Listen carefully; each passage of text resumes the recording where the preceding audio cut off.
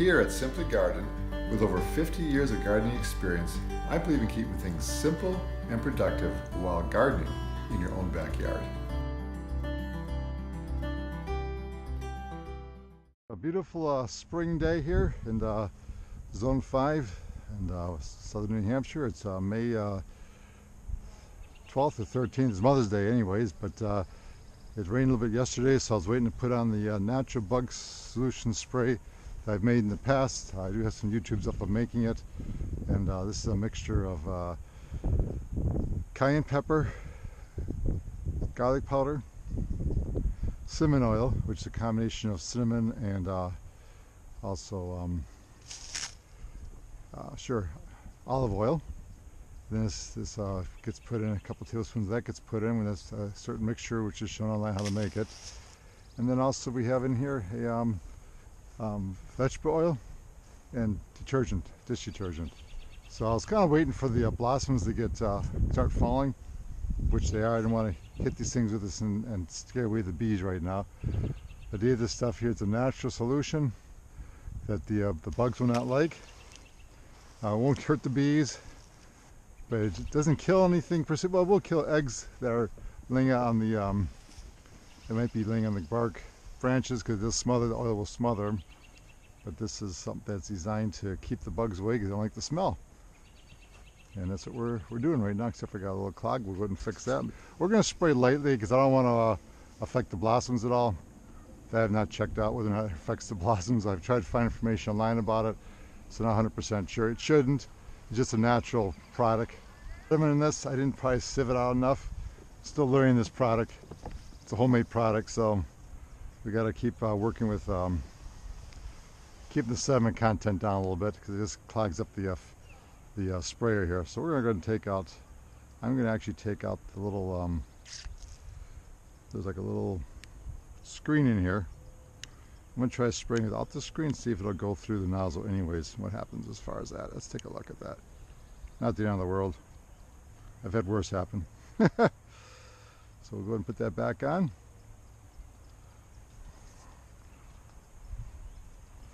Let's see if it'll work now, or is it going to, without the gasket will come all out the back of my hand here.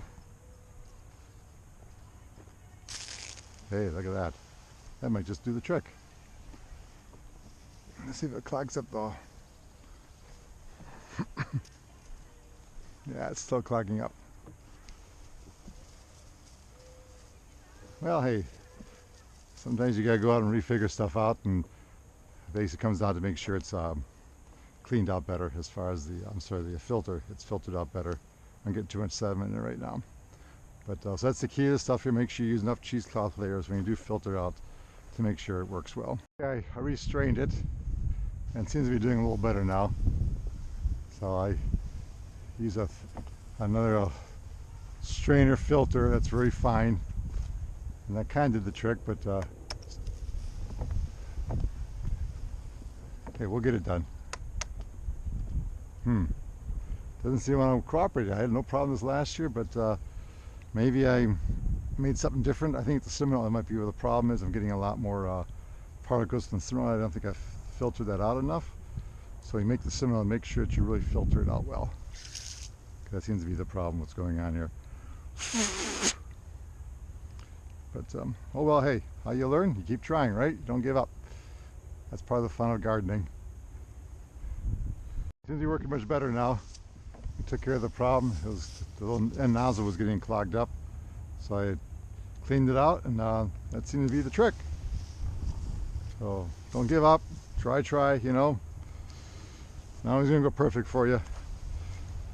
Been doing this for 50 years, gardening. Sometimes you make mistakes, like I did with the cold frame the other day. I left the thing shut on a warm day, and I topped around the top of my lettuce plants. But I cut the bad part off, and they're coming back. That's why I always have more than one crop of lettuce growing somewhere, just in case I make a mistake like that. Little cherries. Nice to see the green in the back there, nice and clean, no bug bites on them. That's exciting. Wow. Usually by now I'd have bug bites on already, so the little tiny fly gets into the cherry blossoms and the plums. Curial, I have to look up and see what it's called, something like that. That gets in there and puts a little egg in there and the fruit's ruined. Of course, growing cherries can be a challenge. You gotta also work with the chipmunks, birds. I had the thing netted last year, all ready to pick it. Next day I came out, stripped clean. I think chipmunks climbed up inside and helped themselves at it. So this year I'm gonna make sure I put the net down. The whole bottom is totally secured by logs or wood, so the little chipmunk can't climb inside and have himself a little party at my expense. You work hard with those cherries all year round. Look forward to them. When that happens, it kind of gets a little disappointing. But as I always say, there's always next year.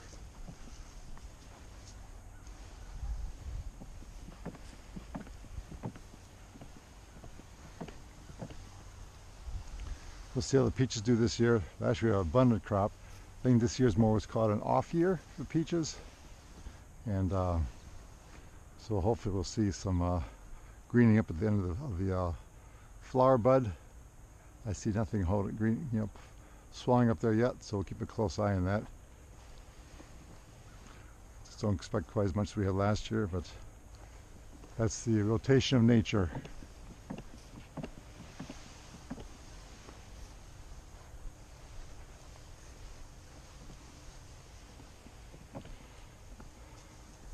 These petals are starting to fall, so I don't mind spraying this pretty heavily here.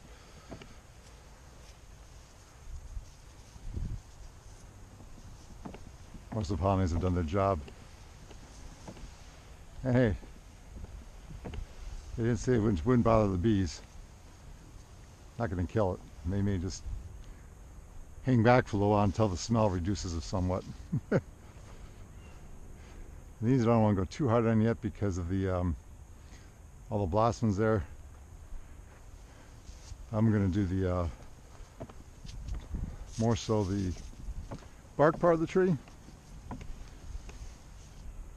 Hate to take a risk and lose all my apples because I sprayed it too quick with this stuff. See, I'm still learning too. Because I know it worked well last year, kept the bugs off, and I was very happy with those results. Got a lot of apples last year.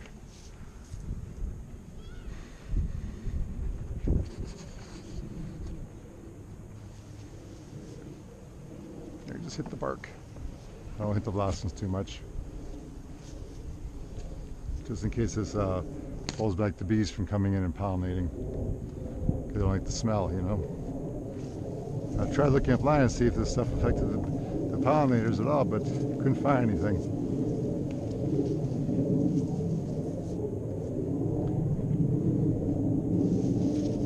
Almost done spraying them.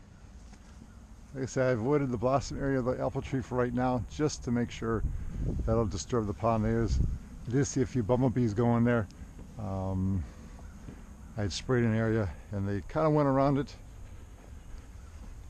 but I didn't see them go back to it, so we're just going to be careful not oversaturate the apple tree. There's a honeybee in there right now, and she is going for the blossom. So this is me scaring away. We'll let this petal drop take place, and the apple trees will not come back, make another solution, and hit the apple trees harder with the stuff. Once I see the petal drop take care, but the honeybee is in there. I don't know if you can see it up in there, right off the tip of my wand. He just flew away. I didn't spray that up there, so I'm glad I didn't hit the fruit trees heavy with the stuff right now. I mean the apple trees right now.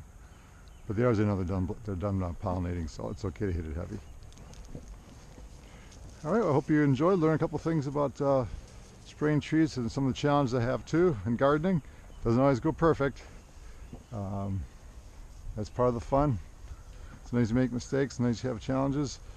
There's always sometimes a solution, sometimes you just gotta go do something different.